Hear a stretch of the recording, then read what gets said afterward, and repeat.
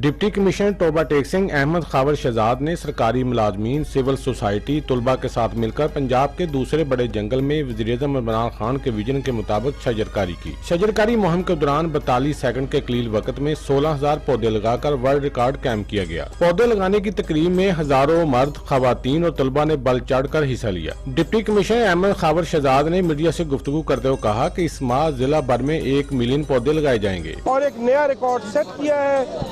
आज हमारे टोबा टेक सिंह की गयूर अवाम ने साबित कर दिया है कि वो बड़े बाहिम्मत हैं। शजरकारी मुहिम में रेस्क्यू, पुलिस एहलकार, तुलबा तालबात ने सख्त धूप में पौधे लगाकर यह साबित कर दिया कि हर पाकिस्तानी का हौसला आज भी जवां है और पाकिस्तान का हर नौजवान मुल्क के लिए मर मिटने को तैयार है। कैमरामैन अर्शद अंजम के साथ सुल्तान महमूद, टोबा टेक सिंह।